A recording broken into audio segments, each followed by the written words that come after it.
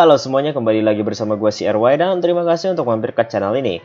Jadi untuk channel kali ini request dari kebanyakan komentator yang suka sekali nimbrung ke channel ini adalah seputar anime yang gue juga nunggu banget sih ya. Gak cuma No Game No Life gue tungguin, gak cuman Overlord Season 4 yang gue tungguin, tapi juga anime ini yang gue tungguin, yaitu adalah Classroom Elite. Yaps. Classroom Elite adalah sebuah anime gue banget yang katanya tuh disejajarkan dengan Oregairu. Sayangnya Oregairu sampai 3 season, Classroom Elite cuma berkeluh kesah di 1 season. Dan kita lihat dulu seberapa info yang diberikan. Jadi anime season 1-nya itu hanya mendapatkan rating 7,86. Tapi sukses ya. Rating, siapa yang peduli dengan rating? Yang penting itulah seberapa sukses anime kamu gitu loh. Anime ini adalah sebuah anime yang harus banget, wajib banget dapat season 2. Kalau misalnya ditanya, Bang, itu anime dibuat hanya untuk mempromosikan light novel. Itu betul. Semua adaptasi itu dibuat untuk mempromosikan adaptasinya, light novel maupun manga. Tapi ingatlah, ketika kita membeli lisensi, kita tuh ingin untung ya. Misalnya gua nih beli karya lo, mau gue jadikan anime. Yang pengen untung tuh gue apa yang punya karya? Ya gue lah, makanya gue beli punya karya itu. Tapi ketika kita membuat anime, lalu itu hanya fokus terhadap keuntungan dari pembuat karya, itu kan aneh gitu loh. Harusnya kita yang beli lisensi juga aneh. Bang, itu beneran dibeli lisensinya? Iya. Data membuktikan anime ini dilisensikan oleh Funimation. Produsernya bejibun. Gila, sumpah deh. Sampai produsernya bejibun gitu loh. Artinya apa? Produsernya aja itu banyak kepala loh, banyak kepala yang mengurus anime ini. Mustahil mereka itu tidak menguangkan dengan sempurna sebuah karya yang luar biasa. Kenapa gue bilang karya yang luar biasa? Lihat ratingnya. Pertama kali gue menonton anime ini, gue cek ratingnya 8,08. Itu di tahun 2017. Gue ingat banget 8,08, bukan 8,8 ya, 8,1. Udah gue buletin kayak gitu supaya nggak salah paham. Dan sekarang ratingnya 8,72. Kenapa emang kayak gini? Dan karena emang seru banget. Ketika lu punya tokoh utama yang menjadikan cewek-cewek di sekitar lu itu perkakas, itu kerennya bukan main. Dan untuk review dari anime ini nanti gue bahas di video gue yang lain. Di sini gue hanya membahas betapa layaknya anime ini tuh untuk mendapatkan season 2. Dan gue yakin anime ini tuh bukan hanya judul yang diproyeksikan untuk mempopulerkan light novelnya. Itu rugi besar. Kenapa? Mereka tahu tentang bagaimana fandom, fanbase, dan juga antusiasme. Jadi kalau mereka membuat namanya sequel, dijamin penontonnya langsung banyak. Lihatlah itu, mereka anime gue banget sebelah. Yang produsernya itu fokus sama satu karakter yang tumor gitu ya. Itu kan banyak yang kecewa gitu karena nggak sesuai sama light novel. Andai kata setelah anime yang itu selesai lalu dilanjutkan dengan anime ini yang punya konsep mirip dan ini sukses, anime sebelah tuh bakal tenggelam jauh banget ke dasar lautan, menjadi buih dari lautan dan juga dibentangkan ke alam samudra agar semua orang tahu betapa sakitnya ketika dibuang di lubuk hati yang paling dalam gitu. Jadi gue totalitas 100% menginginkan anime ini harus lanjut. Ya nggak cuman gue, lo pada juga. Tapi probability-nya bagaimana kalau anime ini tuh bakal bener-bener rilis? 75% gue menjamin animenya itu bakal punya sequel. Entah dalam bentuk OVA, entah dalam bentuk movie, atau sekalian TV series. Jadi gue menjamin ada 75%.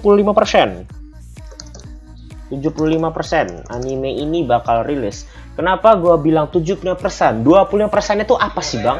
20% itu adalah satu ya. Gak dapat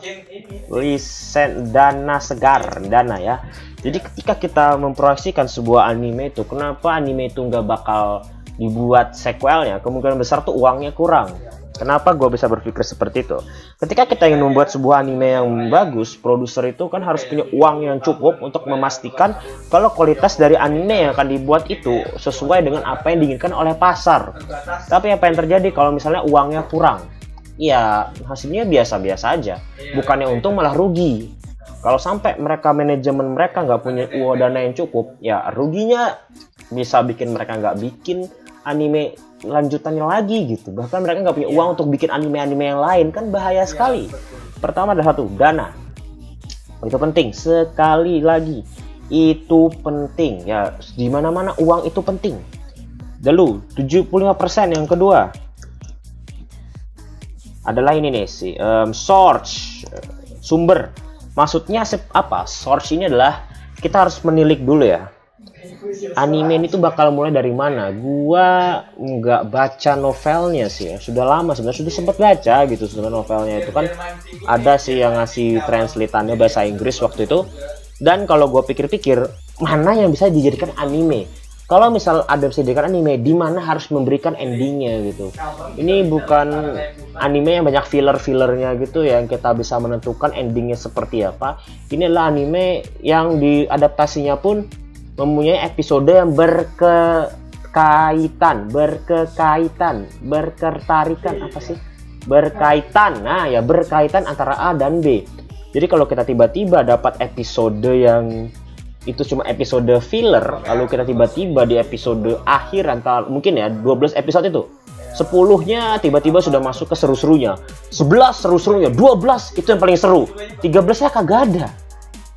Kenapa? Karena cuma dijatah 12 episode. Kalau kita lagi seru-serunya, wah minggu depan kita akan klimaks. Tanya, minggu depannya mana? Nggak ada ternyata. Itu yang jadi masalah gitu ya.